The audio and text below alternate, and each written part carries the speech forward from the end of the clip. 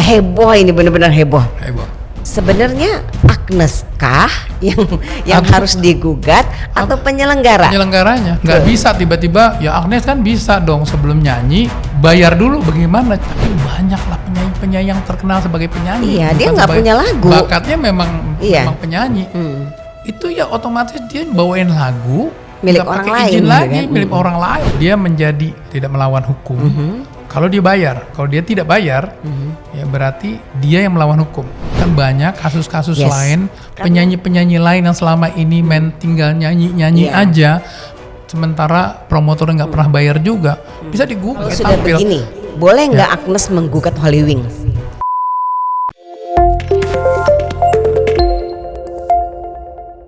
Assalamualaikum warahmatullahi wabarakatuh. Selamat sore, sahabat hukum. Jumpa lagi bersama saya Ana Sofa Yuking dalam podcast hukum Semua Ada Aturannya. Dan sore hari ini kita akan ngobrol-ngobrol dengan sesuatu yang lagi viral berapa hari ini terkait dengan Agnes Monica. Ada apa dengan Agnes Monica?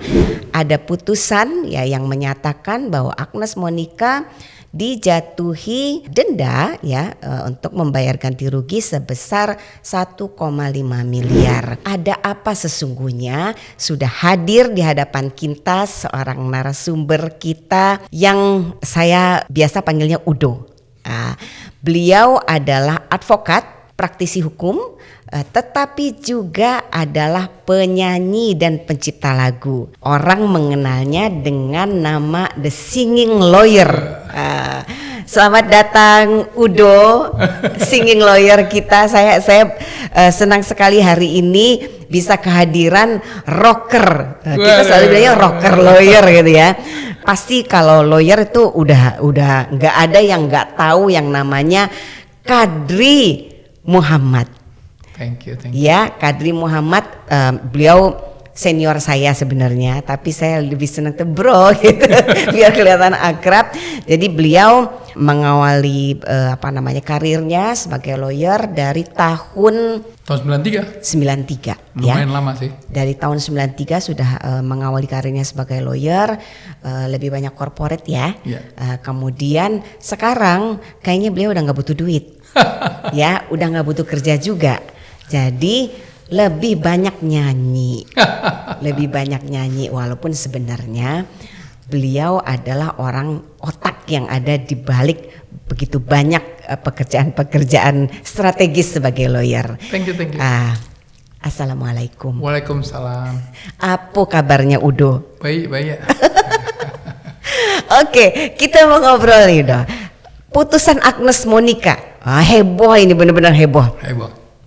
Bagaimana pandangan seorang Kadri ya, The Singing Lawyer ya, yang kita tahu bukan hanya sebagai lawyer tapi juga penyanyi, rocker kita, tetapi juga adalah pencipta lagu. Tentu punya kacamata tersendiri ya memandang kasus ini bagaimana?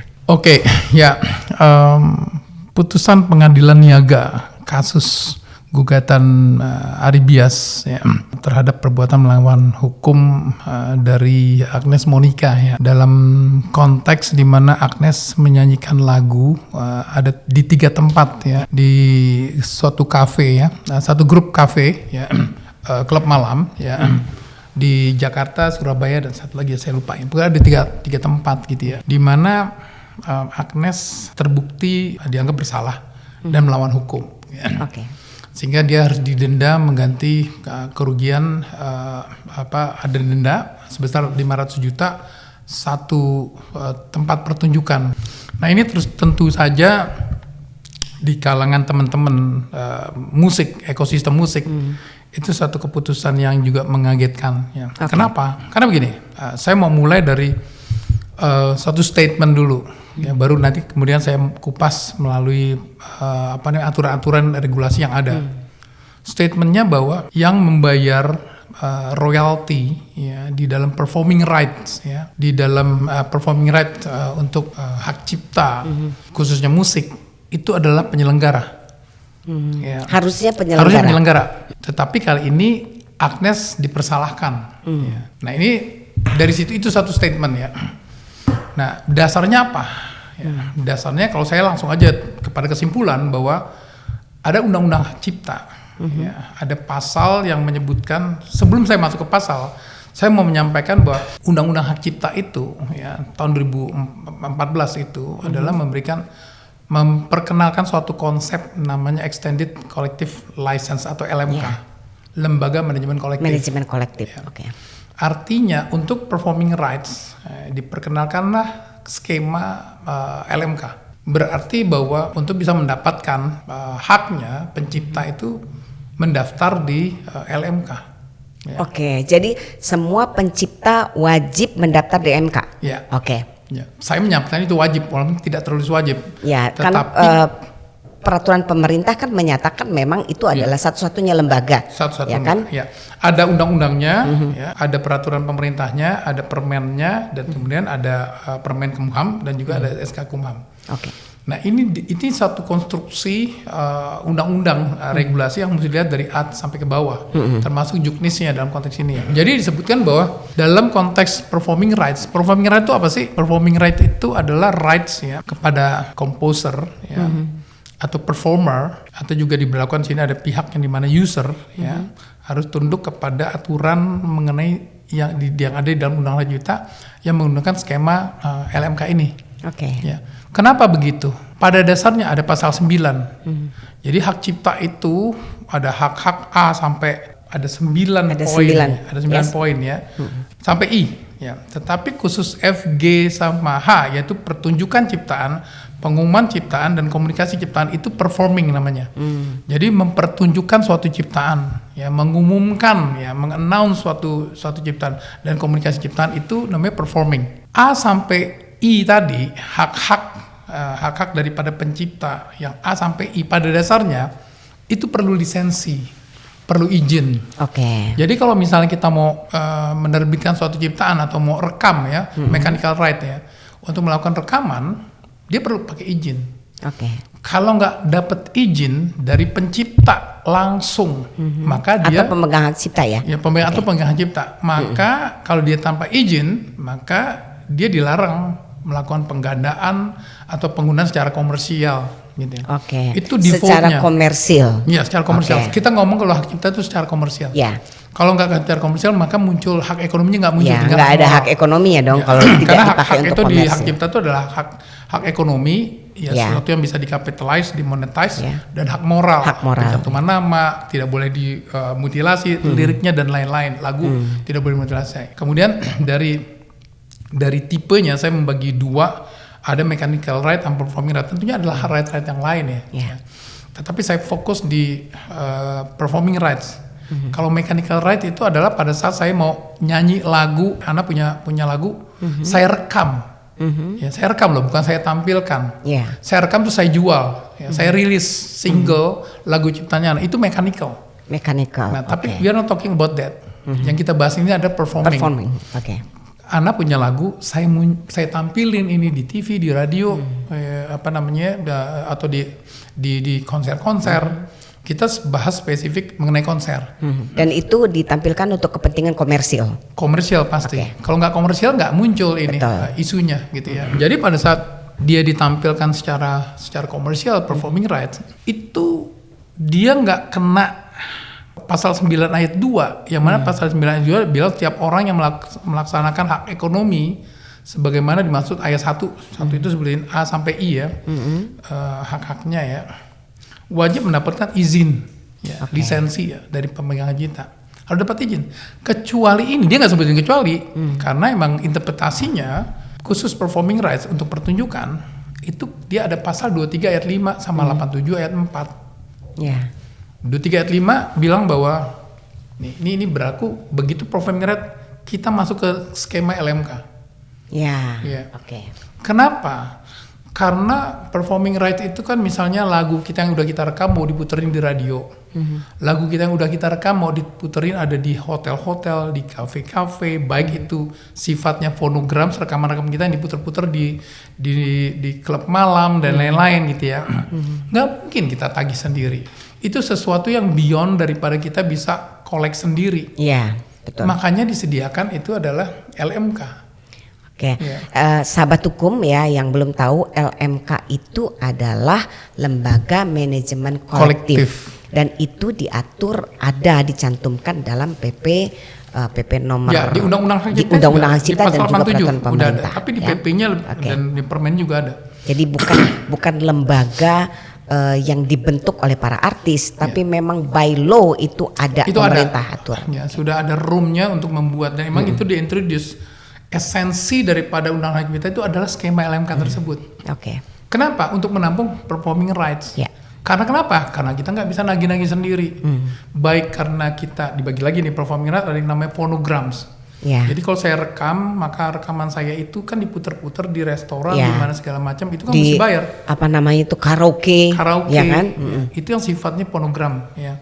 Dan kemudian ada yang bukan phonogram, yaitu live performance. Live performance berarti kita tampil sendiri, baik itu di televisi, baik itu di konser, baik itu di cafe, di nightclub, itu adalah live. Dua-duanya, ya, baik live performance atau konser yang diributin banyak orang nih sekarang soal konser, ya, maupun yang non konser, itu adalah performing rights. Performing rights berarti nggak perlu pakai izin lagi, karena dia larinya ke pasal 23 ayat 5. Ya, itu satu ya, disebutkan di situ ya bahwa hak ekonomi pelaku pertunjukan. Ya, jadi pelaku pertunjukan performer itu punya hak, dia punya hak ekonomi. Ayat 2-nya, ayat 3, ayat 4-nya, ayat kelimanya ini yang membingungkan. Ya, dia bilang setiap orang dapat melakukan penggunaan secara komersial ciptaan dalam satu pertunjukan. Orang tuh bisa macam-macam. Orang bisa menginterpretasikan itu bisa pelaku pertunjukan, ya, si Agnes Monica gitu. Ya. Atau orang itu bukan Agnes Monica tapi penyelenggara. Ya. Promotor atau penyelenggara gitu ya. Penyelenggaranya dalam konteks ini Holy Wings ya. Dapat melakukan penggunaan secara komersial dalam satu pertunjukan tanpa meminta izin terlebih dahulu, nggak perlu pakai izin. Jadi dia nggak perlu pakai pasal 9 tadi yang bilang 9 ayat 2 harus pakai izin ya. Kepada pencipta, nggak perlu lagi izin pada pencipta secara langsung dengan membayar imbalan kepada pencipta melalui lembaga manajemen kolektif. Oke. Asal bayar, lu nggak izin nggak apa-apa. Gitu. Nggak perlu izin lagi karena bayar itu sudah diartikan sebagai izin ya. Oke. Bagaimana cara melihatnya bahwa pasal itu ya tadi pasal 9, pasal 23 ayat 5 dan 87 ini satu kesinambungan ini. 87 ini untuk melindungi para pengguna ya. Disebutin begini, 87 ayat 1 dulu ya. Untuk mendapatkan hak ekonomi, tiap pencipta, pemegang hak cipta, pemilik hak terkait menjadi anggota LMK. Dia bilang, itu artinya apa? Kalau lu mau dapat, lu harus masuk LMK. Harus masuk LMK. Nggak bisa diinterpretasikan lain bahwa itu kan bukan harus, nggak disebutin harus, nggak perlu harus. Jadi intinya lo kalau mau dapat royalti ya lo masuk LMK gitu LMK, kan? Oke. Agar dapat menarik imbalan yang wajar berarti ada tarifnya ya dari pengguna. Pengguna siapa nih? Saya mau menyampaikan pengguna ini adalah penyelenggara, bukan artis. Artis itu bukan pengguna, artis itu seniman, dia musisi, sama dengan komposer. Oke. Iya. Pengguna adalah penyelenggara, baik pemilik radio, pemilik televisi, pemilik restoran, termasuk I.O. dan promotor. Ya. Yang wajar dari pengguna yang memanfaatkan hak cipta dan hak terkait dalam bentuk layanan publik yang bersifat komersial. Jadi bahwa untuk bisa dapetin haknya di acara-acara komersial, maka dia harus masuk ke dalam LMK. Kalau nggak bisa. Posisi saya beranggapan begitu. Kenapa? Ya karena itu esensinya. Nggak bisa lagi dibikin bahwa boleh kok nagih sendiri-sendiri. Bayangkan nagih sendiri-sendiri. Oh iya. Bayangkan, saya sempat ngobrol. Saya bilang bagaimana dengan nasib ahli waris yang sudah garis ketiga, keempat misalnya terhadap pencipta, dari pencipta. Satu, dia emang nenek saya pernah bikin lagu itu ya. Artinya ada misinformasi di situ, ya kan? Kemudian kalaupun dia tahu pun tidak semua orang paham bagaimana cara menagih, ya kan? Dan ini begini nih, kayak misalnya ini kita bicara keberadaan LMK ya. Menurut saya tuh ini justru momentum untuk mengingatkan kepada para pencipta lagu ya, untuk ayolah gabung di LMK supaya Anda terlindungi. Supaya haknya, supaya hak Anda bisa Anda dapatkan dengan cara yang memang sudah tersistem, ya kan? Kalau misalnya kan begini, bayangkan nih, ini buat sahabat hukum ya yang mau mencipta lagu, Anda harus tahu bahwa oke lah sekarang media sosial semua terbuka ya kan. Tapi bagaimana kalau misalnya dia sedang ada di luar negeri atau dalam keadaan sakit, dia tidak tahu bahwa lagunya pernah dibawakan di satu sudut provinsi mana. Bagaimana misalnya. Cara ngeceknya? Yes. Itu baik lagunya dibawakan itu bisa macam-macam. Ya. Kita ambil contoh. Hak tadi kan bukan hanya performing kan? Ya, kita lagi ngomongin performing. Iya. Tapi performing bagi dua. Bagaimana dia tahu bahwa lagunya dibawain di Pantura? Karena kita nggak, we are not talking only performance di Jakarta. Yes. Ya, bagaimana kita bisa ngeceknya? Itu ada satu sistem yang LMK lah yang melakukan mekanisme pengecekan dan collection, walaupun dia belum tentu maksimal. Tapi secara sistem ada. Dia sudah punya sistem. Dia sudah punya sistem, gitu ya. Jadi memang khusus untuk performing rights ya, yang berlaku dua. Baik karena lagunya dipakai di konser, baik di konser di Jakarta, di Bandung, Surabaya, ya. Konser-konser yang memang udah terkenal, Java Jazz misalnya, memang Pesta Pora, Synchronize Festival, bisa kita detect gitu. Tapi kita nggak bikin aturan hanya untuk konser-konser yang bisa kelihatan mata. Ini berlaku untuk semuanya sampai ke pelosok. Maka dari itu nggak mungkin kita bisa monitor kalau lagu satu kita persatu. Ya. Begitu juga pada saat lagu kita diputar di radio, di karaoke, di TV, mana bisa itu lebih kita susah tahu. lagi Lebih susah lagi, sehingga muncullah skema LMK ini. Ya, di mana caranya begini. Skema LMK itu adalah pencipta daftar ke LMK. LMK ada 15 ya. Ada 15 biji nih, tergantung daripada musik apa dia ada LMK-nya sendiri. Musik apa ada LMK sendiri. Ada LMK pencipta, ada LMK hak terkait. Oh oke. Jadi LMK itu ada beberapa macam. Ada beberapa macam. Pembedanya apa? Ya. Apakah ada misalnya contohnya. Ada yang terkenal yang memang menurut saya paling bagus di manage itu adalah WAMI. Itu adalah LMK-nya komposer pencipta. Oh, khusus komposer dia punya LMK sendiri. Punya sendiri. Tapi namanya boleh beda-beda ya. Boleh beda-beda. Yang penting itu adalah bagian dari LMK. Ya, dan kemudian LMK tersebut ada juga LMK pencipta tapi pencipta lagu dangdut misalnya. Lagu dangdut. Oke. Atau penyanyi LMK performer ada Papri. Misalnya LMK Papri, khusus bukan buat pencipta, tapi buat penyanyi atau buat performer penyanyi, ya. Ada satu lagi LMK yang untuk apa nih pemilik ininya, master rekamannya, yaitu hak terkait. Gitu. Ada lagi LMK-nya. Ya. Jadi emang punya hak karena mereka punya hak semuanya pencipta, termasuk film. Film ada LMK-nya sendiri. Pengembangan sekarang, tapi saya masih membatasi ini khusus untuk penyanyi musik. Pencipta musik lah ya. Untuk musik gitu ya. Jadi LMK tuh dia daftar ya, dan LMK itu ada 15, ada dibentuk juga namanya LMKN. Lembaga Manajemen Kolektif Nasional. Nah, LMK ini tukang daftarin lagu, dia meregister lagu-lagu tersebut, dia gather semuanya, dikolek, dikumpulin ya, terdaftar di situ, dan kemudian nanti melalui LMKN satu pintu dia akan nagih kepada user. Ya, sistemnya user tuh adalah pengusaha, bukan penyanyi. Jadi settingannya itu adalah pengguna atau user itu adalah pemilik daripada usaha karaoke, TV, radio, termasuk promotor. Ya, promotor konser. Itulah sistem apa settingannya ya, setting yang dibuat dalam konteks skema LMK di dalam Undang-Undang Hak Cipta. Jadi akan ada kesimpulan bahwa pencipta ya, kalau kita spesifik pencipta daftar dulu, dia tanda tangan suatu perjanjian di situ, ada perjanjiannya, ada juga mandatnya kuasanya. Dari situ udah dikasih izin sebenarnya. Saya udah kasih izin bahwa lagu saya tinggal pakai, tolong kolekin dong. Siapapun udah bebas memakai lagu tersebut karena saya memberikan izin ini tidak memberikan catatan. Kecuali misalnya si ini, si A, si B, si C nggak boleh. Enggak, itu benar-benar blanket diberikan.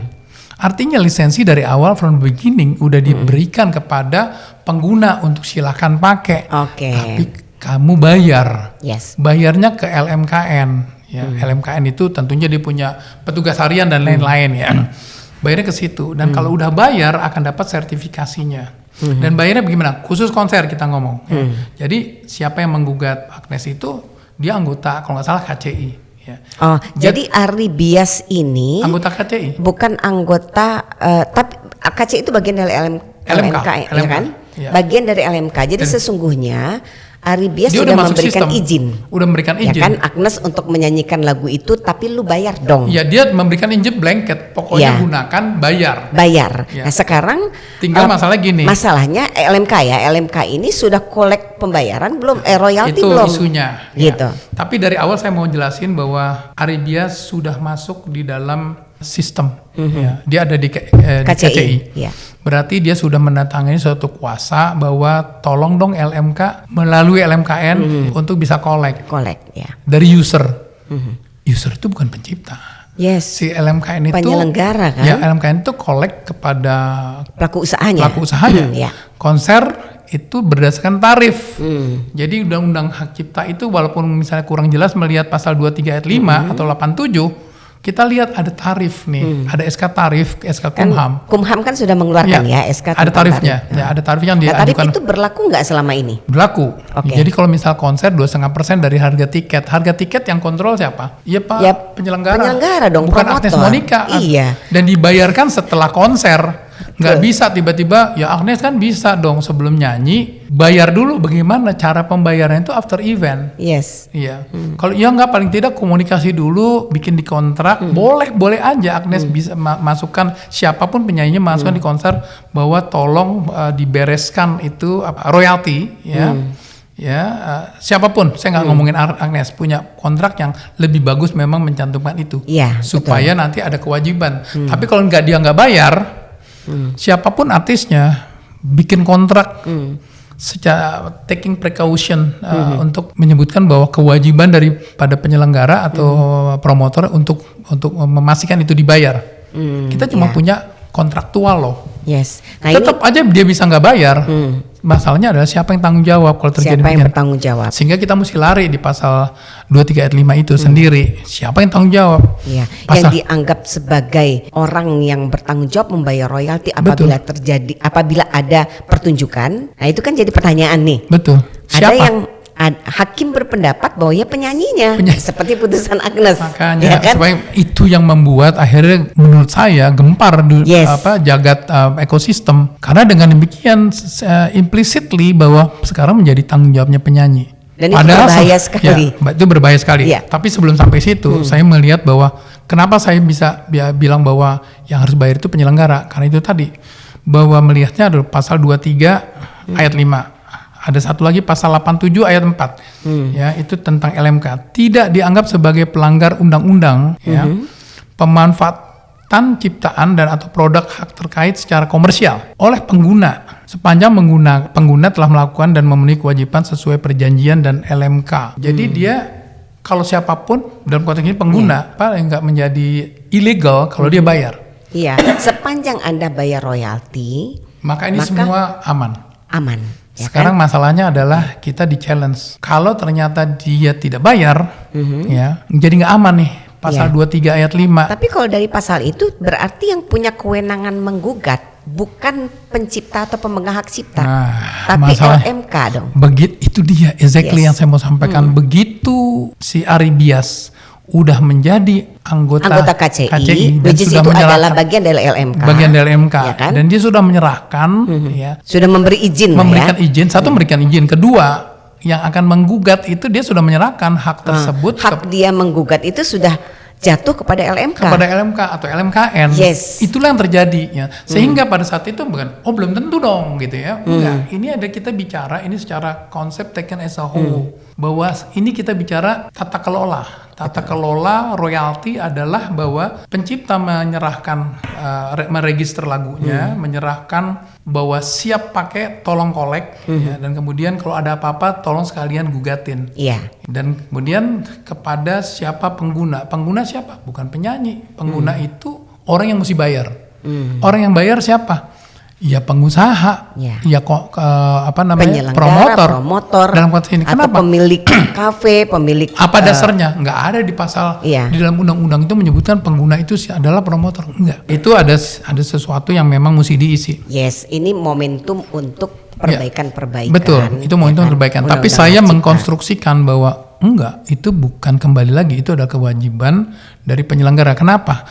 Karena ngelihat undang-undang tersebut nggak cuma dari pasal 23 ayat 5 dan pasal 87 ayat 4. Mesti lihat ditarik ke bawah SK-nya. Undang-undang menyebutkan bahwa bayarlah ke LMK. LMK punya struktur, punya mekanisme mengkolek, itu tidak ke penyanyi. Tapi kepada pengguna, pelaku usaha. Jadi dan gunakan undang-undang hak cipta itu menggunakan frasa pengguna. Pengguna itu dijelaskan nggak siapa? Nggak dijelaskan.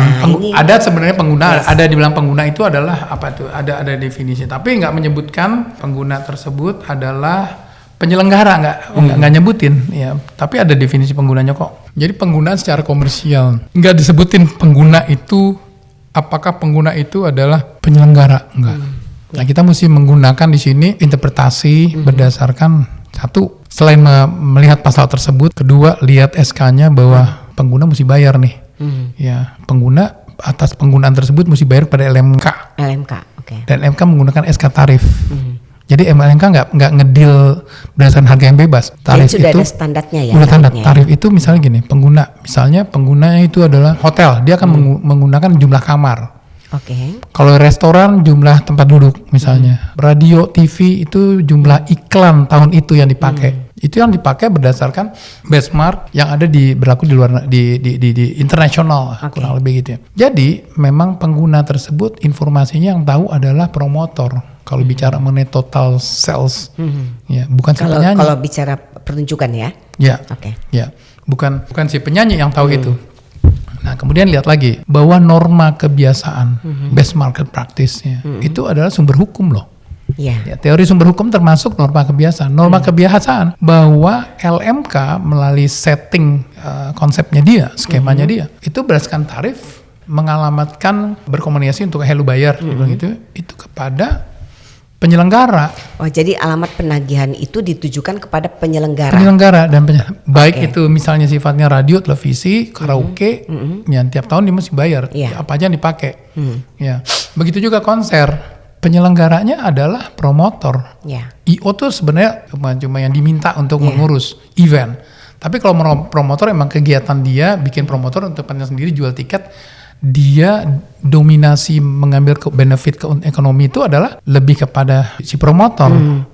Compare tuh penyanyi juga dapat benefit karena dia dibayar, tapi dia dibayar tuh fix. Kalau dibayar 50 juta, 100 juta jadi dapat segitu.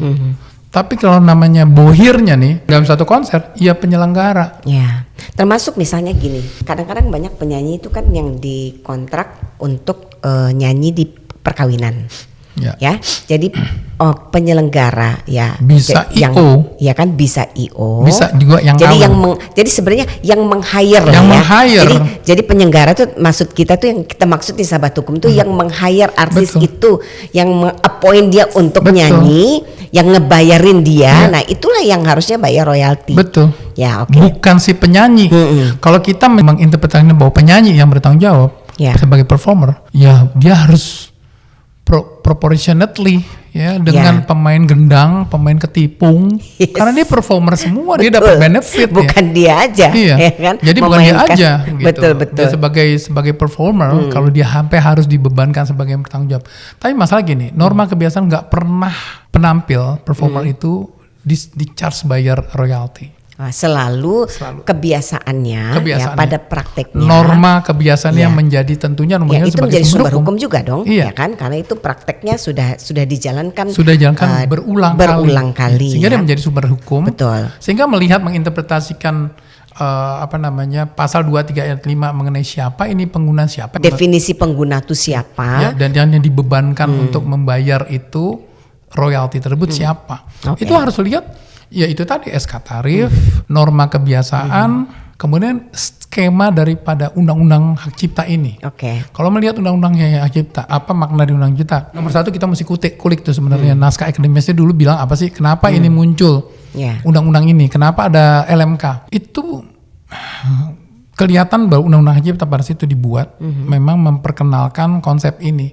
Kenapa? Supaya bisa nagih tidak sendiri-sendiri. Bayangkan kalau kita mau nyanyi suatu konser yang bayar itu kita mesti mintain pencipta lagunya dalam satu festival. Ini nggak cuma 10 lagu loh, festival itu 3 hari. Terus kita mesti ngumpulin, wah nggak bisa mulai nih karena belum dapetin tanda tangan. Konsepnya nggak gitu.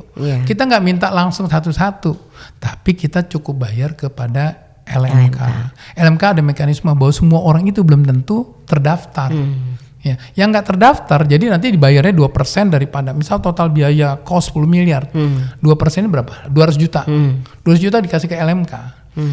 Daftar lagu mana? Daftar lagu yang udah jelas itu akan punya porsinya sendiri. Tapi ada lagu yang ternyata tidak tercatat. Nggak masuk dalam daftar. Itu ada mekanismenya, bagaimana dia mesti simpan, bagaimana dia mesti menotifikasi apakah itu jadi dana cadangan dan lain-lain. Itu ada mekanismenya. Artinya memang integral atau sentral daripada pengumpulan royalti dan mekanisme LMK itu dilakukan oleh LMK. Nggak bisa sendiri-sendiri, nggak ada poinnya untuk melakukan direct licensing, at least dari undang-undang yang sekarang dan aturan pelaksanaannya.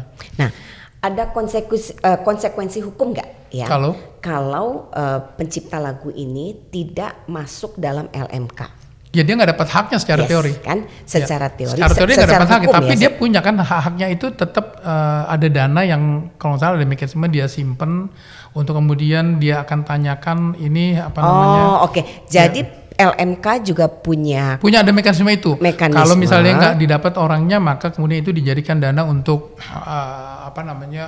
kontribusi terhadap pengembangan seni apa segala macam. Itu jadi misalnya begini, ada seorang pencipta lagu, misalnya Udo lah ya. Udo Kadri misalnya menciptakan lagu apa yang baru, single barunya? Dua-duanya bukan lagu saya, tapi saya punya lagu ciptaan di band lagu ciptaan yang diciptakan oleh Uda Pak. Judulnya misalnya Lamar. Nah, Lamar tuh ngetop banget ya. Saya suka banget. Lagu Lamar ciptaannya Udo Kadri ini. Udo nggak daftarin nih di LMK. Udo sebagai pribadi, sebagai pencipta tidak masuk dalam LMK. Lalu kemudian lagu itu dinyanyikan. Bisa nggak LMK misalnya kita logika hukumnya nih ya, kalau logika hukumnya ya Anda nggak masuk ya Anda nggak punya hak untuk menagih saya. Betul. LMK. Tapi LMK punya nggak kewenangan untuk menagih kepada penyelenggara meskipun Udo itu nggak masuk dalam LMK? Jadi ada mekanisme itu. Berarti kemudian LMK juga punya kewajiban dong untuk menyalurkan itu. Punya kewajiban. Nah, sekarang saya mau tanya, ini banyak desas-desus nih. Banyak pencipta lagu katanya gue males masuk LMK soalnya nggak transparan. Bener nggak sih? Ada 2 hal isu di dalam LMK menurut saya. Satu bahwa harapan kita untuk kepada institusi LMK ini untuk bisa collect, untuk bisa memonitor sampai ke pelosok itu nggak maksimal. Nggak maksimal. Oh jadi LMK sampai hari ini menurut pandangan banyak orang belum maksimal. Belum maksimal. Karena apa? Ini bukan kayak kantor pajak ya. Punya law enforcement yang bisa ada di mana-mana. Punya cabang sampai ke kampung-kampung gitu kan? Ini enggak. Ini sifatnya juga self assessment, self explanatory, self registration. Bayar juga begitu. Jadi sifatnya itu bukan dia mendetek, mencari yang kira-kira potensi signifikan untuk bisa dikolek. Dia nggak masukin semuanya. Ya, kemudian itu satu. Ya, mereka juga nggak punya keterbatasan ya. Outlet atau tempat untuk mengkoleknya. Kedua, pada saat orang melakukan pembayaran, nggak semuanya mensertakan lagu. Akibatnya dia bayar aja, ya, nggak ada lagunya, nggak ada log sheetnya, sehingga uang tersebut harus didistribusikan nggak exactly kepada benar-benar nggak lagu itu dibayar. Kalau dia punya alat, ya masalah ini alat ini belum ada. Mereka sekarang lagi sedang upgrade untuk bisa dapetin alat tersebut. Alat yang real time. Kayak Spotify penting dong. Kan nggak mungkin, atau decoder lah apa segala macam. Tapi itu nggak terjadi dan itu yang tidak mudah, sehingga akhirnya dia hanya berdasarkan submission daripada log sheet yang mungkin tidak akurat. Not only that, nggak cuma masalah itu, ada kesadaran user untuk bayar. Banyak orang yang mau bayar. Masa lagu aja mesti bayar. Padahal itu ada bagian daripada operational cost ya dalam satu kegiatan usaha ya. Bahwa dia harus bayar. Kegiatan usaha perusahaan korporasi dia mesti bayar biaya lagu ya. Itu nggak semua mau. Ya. Ya, nggak semua merasa bahwa kok mesti bayar. Belum lagi yang merasa itu kan lagunya lagu baru, gue kasih kesempatan deh main di tempat gue, kok malah gue mesti bayar.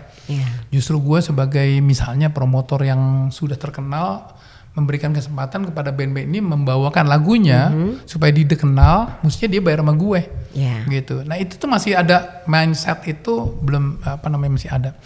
Jadi mindsetnya adalah user belum merasa teredukasi untuk membayar. Oke. Ya, banyak Edukasi. banget ya. Penting. User masih belum teredukasi untuk membayar. Kedua, nggak pernah ada law enforcement. Karena undang-undangnya juga sedikit lemah di sini. Dia Lemahnya di mana? Lemahnya gini, bahwa yang namanya litigation gugatan atau kriminal, ya, itu sifatnya aja bukan delik pidana. Tapi itu delik aduan. Delik aduan tuh berarti kita ngadu, kalau terjadi apa-apa kita bisa cabut lagi aduan. Ya dibayar aja misalnya, diselesaikan aja. Jadi nggak pernah ada orang yang bisa masuk penjara. Karena memang itu bukan. Padahal sebenarnya ada sanksi pidana di situ. Ya, ada sanksi pidana. Jadi sanksi pidana itu nggak dijalankan karena memang akhirnya bisa damai. Ya. Sehingga nggak maksimal. Ya.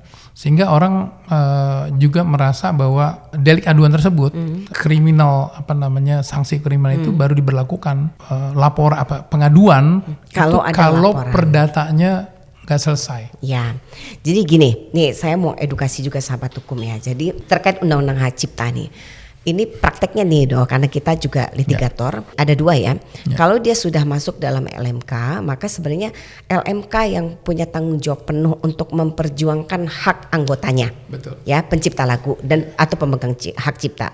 Jadi kalau haknya pencipta ini seperti misalnya Ari Bias tidak terpenuhi, maka LMK dalam hal ini harus mengajukan gugatan perdata dan juga pidana. Jadi harus melaporkan. Kenapa saya katakan melaporkan? Karena sebenarnya ada pelanggaran yang memenuhi unsur pidana di sini. Jadi di sini kita tahu di pasal 113 itu ada maksimal 3 tahun, ya kan? Lalu kemudian ada denda 500 juta gitu ya. Jadi cuman nih ya pada prakteknya nih saya beritahu. Kadang-kadang LMK mungkin sumber dayanya juga kurang banyak. Sumber daya kurang dan kemudian biaya untuk melakukan litigasi, lawyer dan segala macam kurang. Jadi kadang-kadang mereka menganggap dana yang menjadi hak pencipta yang harusnya dia tagih, harusnya terbayarkan itu hanya sekian, lalu kemudian yang saya harus lakukan upaya-upaya hukum itu harus menghabiskan dana sekian, menghabiskan waktu begitu lama, effortnya luar biasa, ya karena itu juga karena harus hire lawyer kan segala macam. Nah itu yang membuat kadang-kadang kemudian dalam prakteknya udahlah ya gitu kan. Nah sebenarnya kayak Ari Bias gitu ya, kalau kemudian dia melihat ya LMK ternyata abai ya tidak mau melakukan upaya hukum untuk memperjuangkan haknya, sebenarnya secara hukum dia boleh mengajukan, dia punya legal standing untuk mengajukan gugatan gitu ya. Nah hanya saja persoalannya sebenarnya kalau Ari Bias ini seperti tadi kita bicarakan ya, menjadi kebingungan di kalangan para pencipta lagu maupun penyanyi ketika ada putusan seperti ini.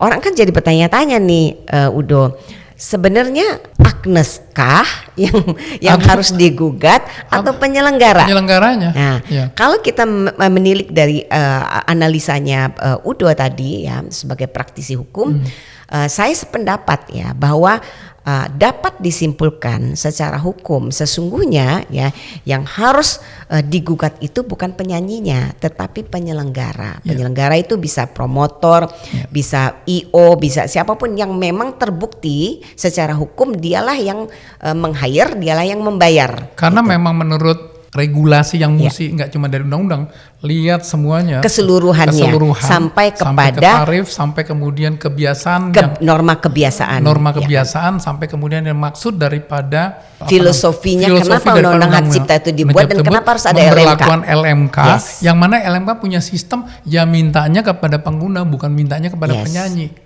Itu harus jalan sehingga pasal 23 itu harus dianggap sebagai satu bagian sistem hukum. Sehingga kita kembali pada pasal 23 ayat 5 bahwa orang boleh aja pakai lagu orang lain lagu pencipta ya sepanjang ya untuk kepentingan komersial. Setiap orang dapat melakukan penggunaan secara komersial ciptaan dalam satu pertunjukan konser nyanyiin ya. tanpa minta izin terlebih dahulu kepada pencipta dengan membayar imbalan kepada pencipta melalui LMK. Bayar ke LMK. Bayar ke LMK pakai tarif dong. Iya. Ya. Pakai tarifnya penyelenggara dong. Bukan betul. Tarif penyelenggara nentuin terus kemudian yang belum tuntas. Tarif itu baru kan 2% dari revenue. Revenue itu kan dihitung setelah konser. Setelah selesai acara dilakukan. Nggak bisa. Itu ditarik ke sini bahwa enggak dong, penyanyi harus udah memastikan ya, karena bisa terjadi dua, penyanyi bayar pakai uangnya sendiri atau penyanyi bayar berdasarkan perhitungan dari penyelenggara yang baru bisa diketahui after event gitu. Ini menjadi tidak straightforward. Iya, betul. Gitu. Yang straightforward adalah itu adalah penyelenggara. Jadi rasionalnya ya, secara rasional memang ini adalah kewajiban penyelenggara yang mesti dibayar berdasarkan informasi data yang dia punya dan dibayarkan itu after event. Ya. Dia mesti bayar. Kalau dia nggak bayar, apakah penyanyi menjadi ilegal? Yang ilegal itu adalah dalam konteks 23 ayat 5. Setiap orang dapat melakukan penggunaan secara komersial cipta.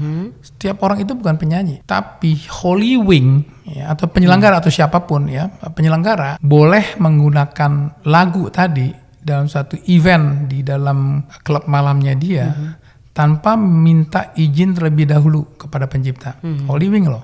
Iya. Ya, jadi dalam bukan penyanyi. Kasus Agnes ya, harusnya yang bertanggung jawab membayar royalti itu adalah Holy Wings. Ya, kepada pencipta dengan membayar imbalan kepada pencipta, dia mesti bayar. Jadi dia boleh bikin event itu, dia menjadi tidak melawan hukum. Kalau dia bayar. Kalau dia tidak bayar, ya berarti dia yang melawan hukum. Ya. Maka jangan hak untuk ya. menggugat, tapi menggugat masalahnya kepada Holy Wing gitu kan? Pencipta punya hak untuk menggugat. Sebenarnya pencipta setelah dia menjadi anggota KCI harusnya menggugat. Jadi ini juga udah. Jadi saya momentum juga untuk pembenahan LMK. Betul. Ya, jadi harusnya LMK yang menggugat. Ya, karena dia sudah menyerahkan di awal tuh dia menyerahkan semua dan praktek yang berlaku gitu. LMK yang menggugat I think on behalf ini. Dan kemudian juga bukan gugat langsung sendiri dan minta seolah-olah harganya sekian 5 juta di luar daripada tarif, tapi ini bentuknya kan udah berupa denda atau ganti kerugian misalnya. Cuma kalau dibilang bahwa terus Agnes ini pasal ini menjadi nggak bisa dilihat dari pasal ini doang. Pasal ini di dalam kategori pelaku pertunjukan itu kan Agnes itu. Ayat 5-nya juga tapi tentang Agnes ya. Dia kalau ada yang nggak bayar, dia ilegal nggak menyanyikan lagu ini. Agnes tuh nggak masuk di sini. Yang ilegal tuh mereka jadi ilegal membuat pertunjukan yang dimana Agnes sebagai tampil. Kalau sudah begini, boleh nggak Agnes menggugat Holy Wings? Bisa aja, selalu bisa. Ya. Dia berusaha bahwa dia dirugikan. Ya. Jadi posisi di sini bahwa ngelihat ini nggak cuma dari ayat 5. Bunyinya apa sih ayat 5? Bukan cuma itu. Bahwa ayat 5 ini keluarnya Agnes masuk di sini walaupun itu pasal mengenai pelaku ya.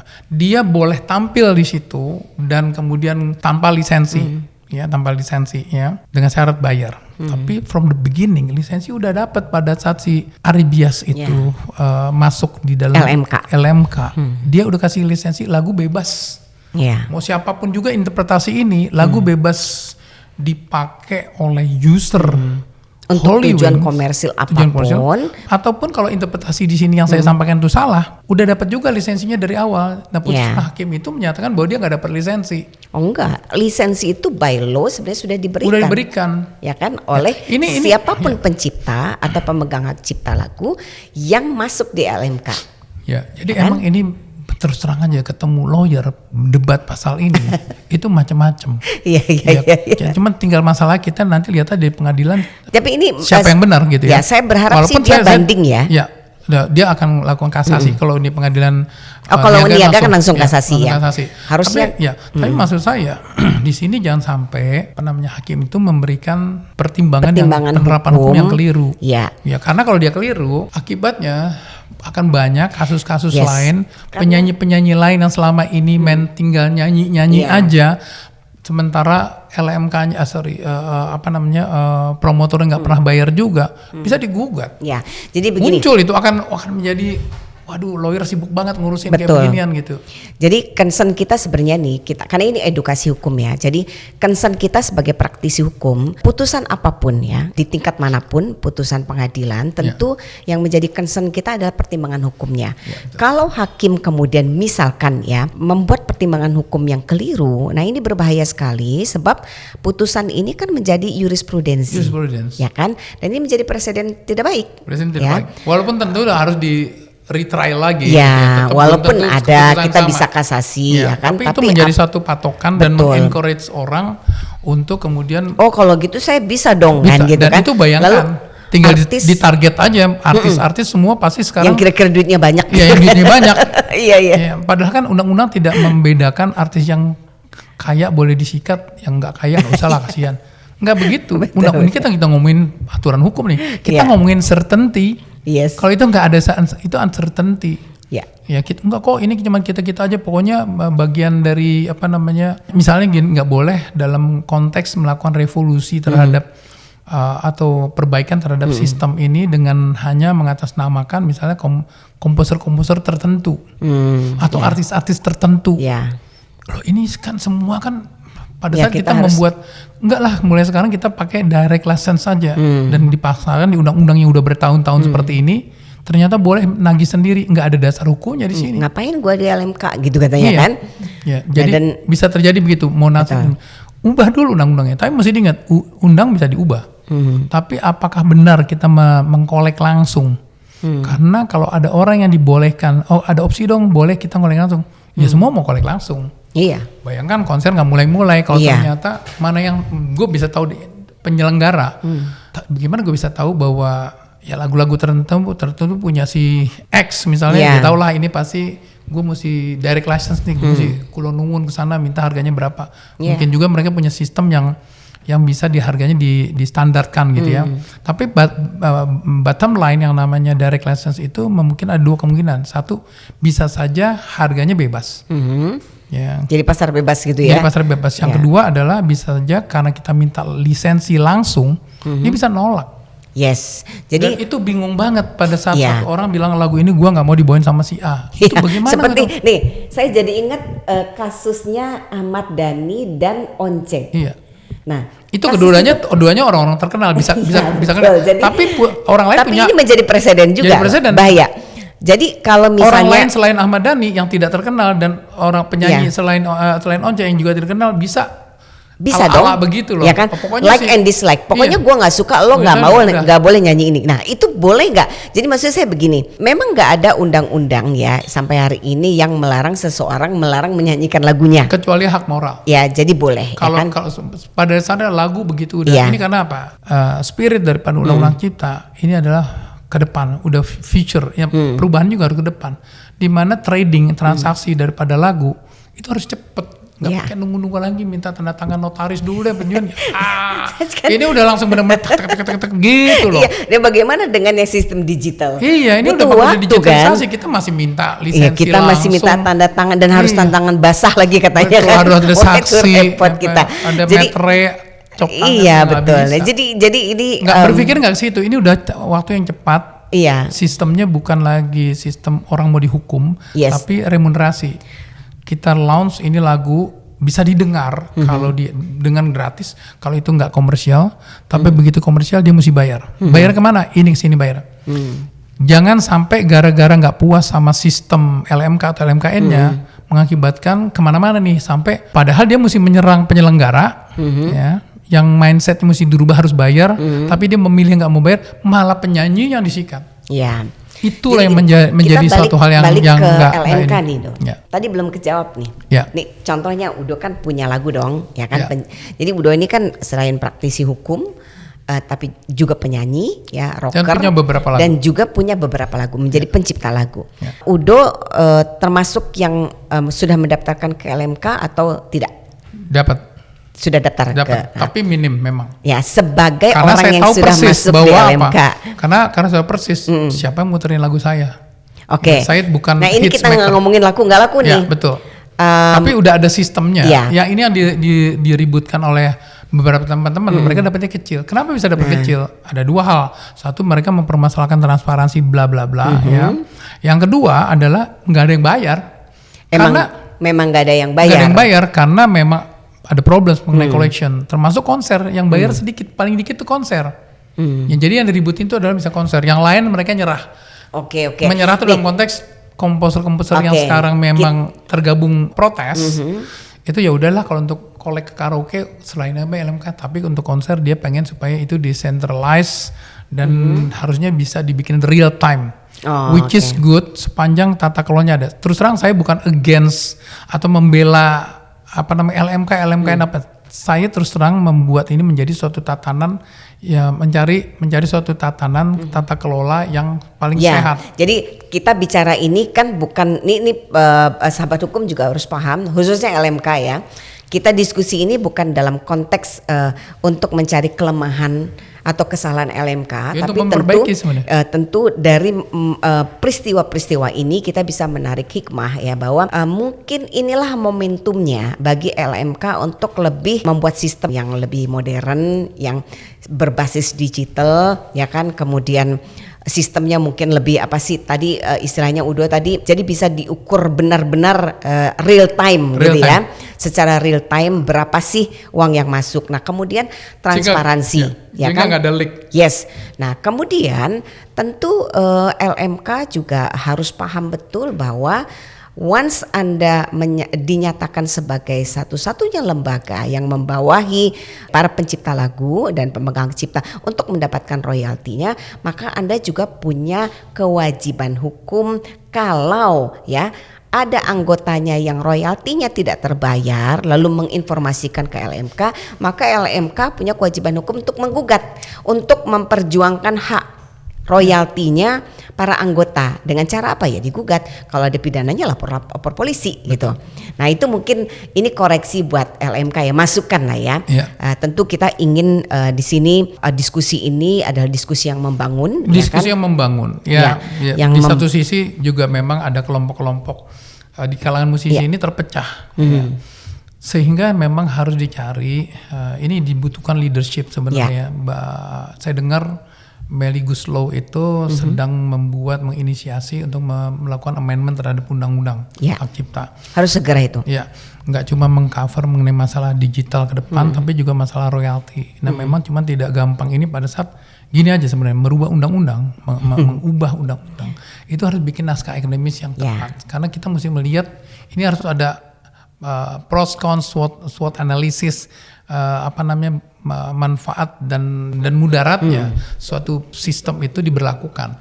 Jangan sampai nanti dibikin ada tapi nggak jalan. Ya. Dan sementara mengenai masalah kita support itu, in the meantime mengenai masalah kasus-kasus, saya sih sebenarnya gini, janganlah jeruk makan jeruk.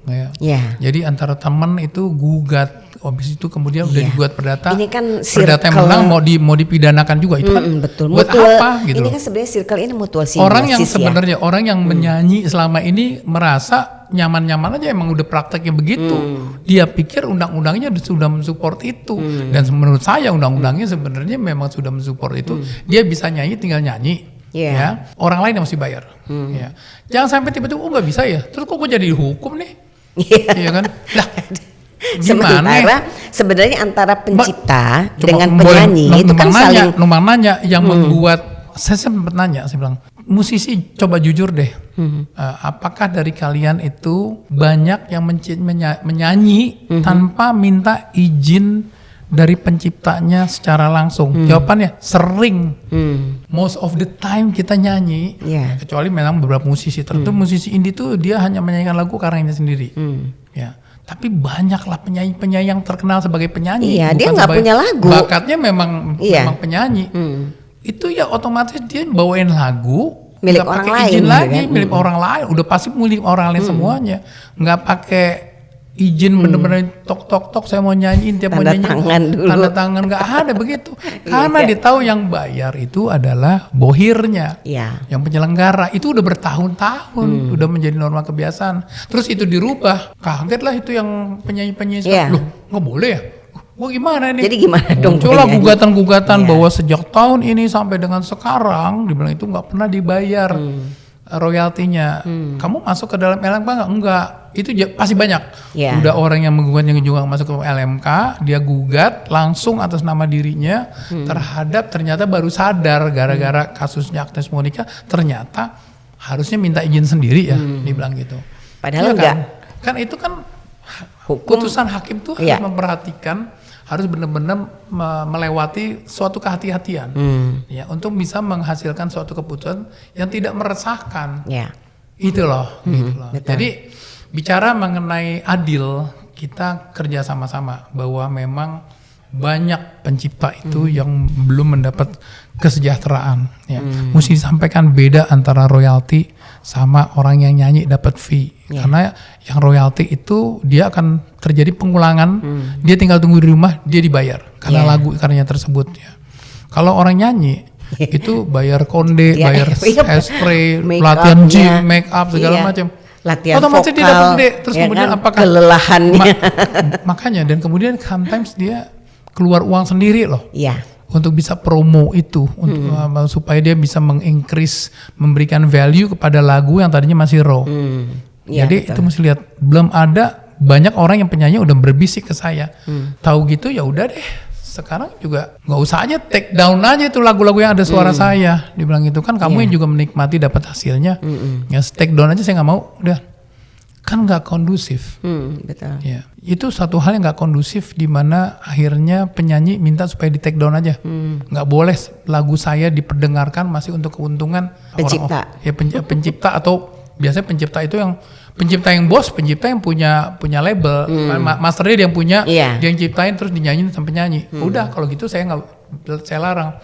Padahal dia udah pada saat dia waktu itu mau nyanyi pertama di label itu dengan understanding saya nyanyi berarti saya bisa nyanyi seumur hidup lagu ini.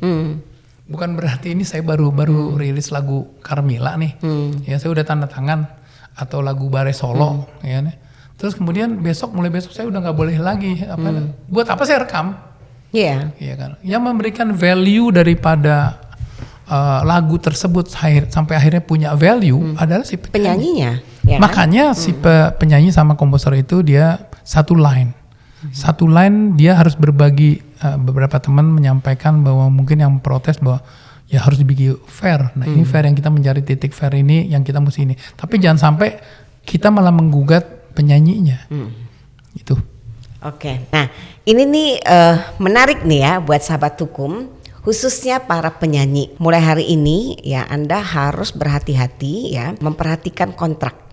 Jadi kalau ada kontrak, misalnya Anda di-hire oleh suatu penyelenggara untuk nyanyi, event apapun itu secara komersil ya, maka ada term and condition yang Anda harus perhatikan ya. Kita selaku praktisi hukum ya, tentu kita berpendapat bahwa Anda tidak layak untuk digugat. Ya kan, karena sepanjang Anda menyanyikan lagu di mana lagu itu penciptanya adalah sudah menjadi anggota LMK ya kan, maka kemudian yang secara otomatis sebenarnya Anda sudah diberikan izin ya secara hukum melalui LMK untuk menyanyikan lagu itu. Betul. Ya. Karena dia sifatnya blanket. Ya. Lalu kemudian soal royalti juga, kalau misalnya kemudian pencipta lagu merasa royaltinya tidak sampai kepadanya, atau menduga tidak ada pembayaran royalti dari lagu yang Anda bawakan, maka itu adalah kewajiban LMK sesungguhnya untuk melakukan gugatan. Karena yang paling tahu apakah lagu itu sudah dibayar royaltinya atau belum itu adalah LMK. Nah,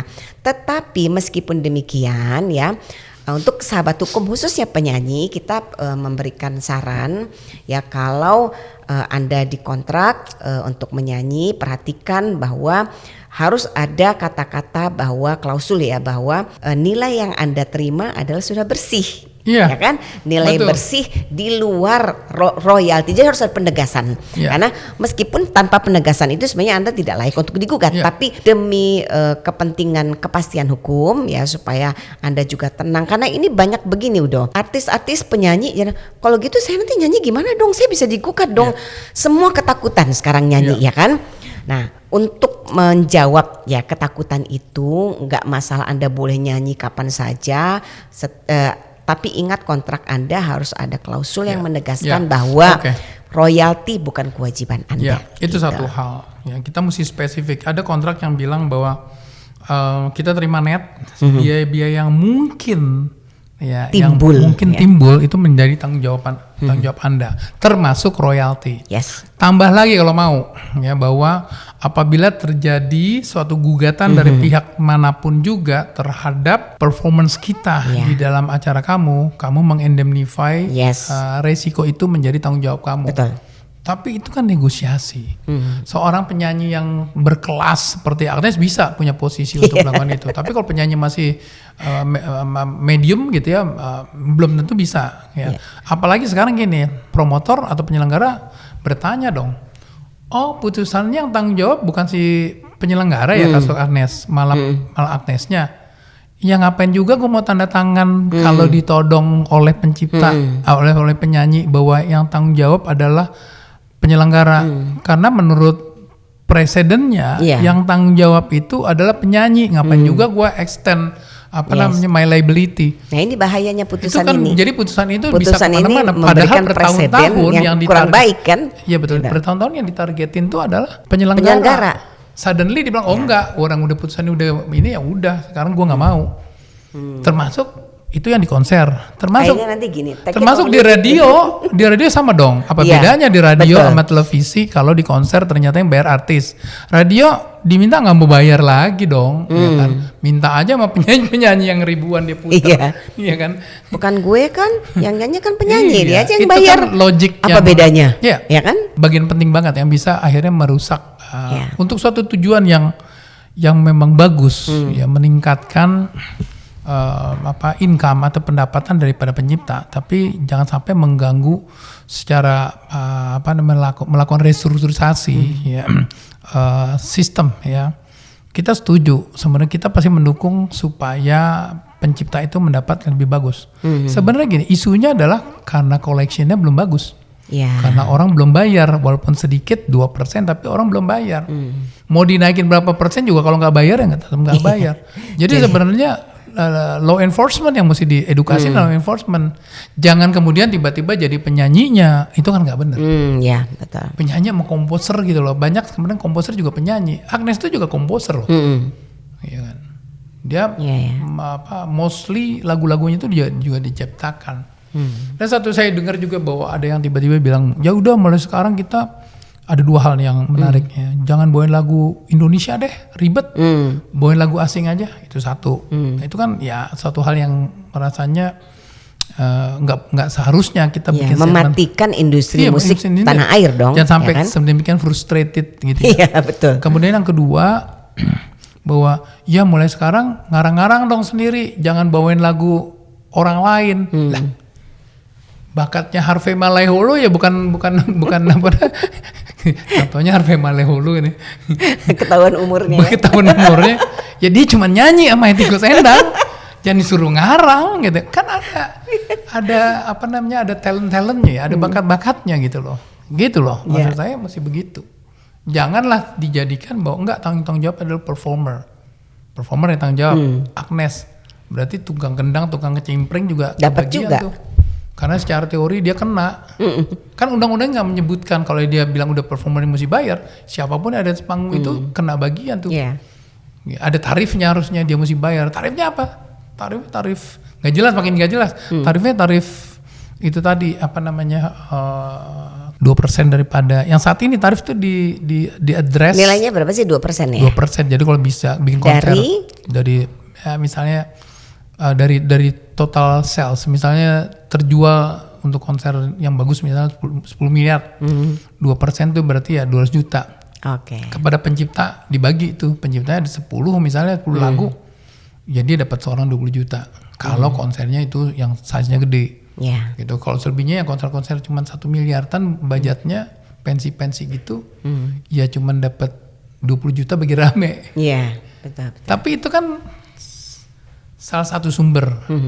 Konser itu kan banyak, ya, dan itu adalah pendapatan dari konser. Lagu itu juga mendapat dari radio, dari pemutaran di karaoke, pemutaran di kafe, gitu. Ya, menarik ya obrolan kita sore ini, karena saya tuh sengaja yang saya undang itu memang selain beliau itu lawyer, praktisi hukum, tapi memang beliau tuh penyanyi, rocker ya. Kita bilang ini rocker lawyer ya, penyanyi sekelas Once gitu kan, dan juga pencipta lagu gitu. Nah, Udo, sore ini pesan apa yang Udo mau sampaikan kepada para penegak hukum ya terkait dengan keberlakuan peraturan ini, pertimbangan-pertimbangan yang diambil, kemudian kepada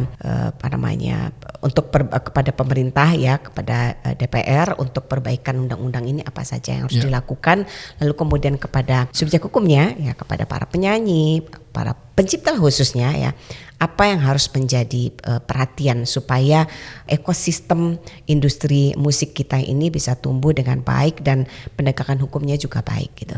Kalau saya bilang sih ada beberapa hal. Nomor satu, LMK ini mesti dibenahi. Ya. Yang kedua bahwa education, sosial edukasi kepada dan juga law enforcement ya, kepada pengguna, ya, supaya mereka juga tahu kalau mereka bayarnya rutin, ya reguler, ya sesuai dengan aturannya, pasti uang yang masuk juga banyak. Ya. Kemudian penyanyi dan komposer itu harus bersatu sebenarnya, karena nggak cuma bicara mengenai royalti, nggak cuma komposer yang kena hits ya, penyanyi pun juga kan ada dalam konteks performing rights ini, nggak cuma konser ya, performing penyanyi kan juga punya rights di situ sama gitu. Jadi kalau sistemnya itu jelek, penyanyi pun juga nggak dapat maksimal. Meskipun yang kita bicarakan ini kasus konser ini adalah konser di mana penyanyi ternyata bisa mendapatkan saat ini pendapatan yang gapnya terlalu jauh, ya, kayaknya terlalu dengan komposer. Nah ini harus dibikin suatu sistem yang mesti disupport, bahwa sistem yang fair dan berlaku best practice juga secara internasional kalau memang mau diberlakukan direct licensing dan extended collective license ya, LMK dan direct licensing ya harus tepat. Ya dipikirkan juga dampaknya. Jangan sampai nanti adanya direct licensing semua boleh milih, yang nggak ada ikut LMK. Ikutnya direct licensing. Tapi direct licensing itu juga satu hal yang mengakibatkan, tergantung kalau ada sistemnya mungkin bagus. Tapi kalau nggak ada sistemnya, direct licensing in nature itu adalah kita minta sendiri-sendiri dengan biaya sendiri-sendiri gitu ya. Dan satu hal lagi juga saya merasa bahwa suatu perubahan undang-undang seperti ini ya, konsep ya, yang signifikan, yang substansial, itu tidak boleh diinisiasi karena ribut-ribut antar band. Ini bukan bicara tentang sentimental antara anggota band yang ribut, kemudian membuat suatu revolusi di dalam undang-undang. Ini untuk kepentingan orang banyak. Ini untuk kepentingan komposer, nggak cuma yang premium, tapi juga yang ada di pelosok. Ya, kalau dia diberlakukan direct licensing tapi tanpa sistem misalnya, ya, kasihan mereka juga nggak bisa kolek. Gitu. Jadi ini mesti dipikirkan. Ya. Itu sih dari saya. Mudah-mudahan ada support dari pemerintah, tata kelolanya bagus, tata kelola tata niaganya bagus untuk industri rekaman dan ekosistem semua akhirnya menggeliat. Ya, ekonomi kreatif juga akan tumbuh. Ya. Oke, thank you Udo. Terima kasih. Sangat mengedukasi, dan sahabat hukum, perbincangan kita sore ini dengan Udo Kadri ya, the singing lawyer, menurut saya cukup padat sore ini, dan saya berharap semua yang disampaikan tadi bisa mengedukasi para sahabat hukum, khususnya pencipta lagu dan artis. Jadi tidak ada lagi kebingungan setelah ini ya, paling tidak ada pemahaman-pemahaman yang lebih jelas lagi, dan kalau mau lebih jelas lagi ya banyak-banyak membaca atau datang kepada the singing lawyer. Boleh. Kita berkonsultasi gitu ya. Saya kira itu sahabat hukum, saya selalu mengingatkan jangan pernah bosan untuk belajar hukum, karena semua lini kehidupan ada aturannya.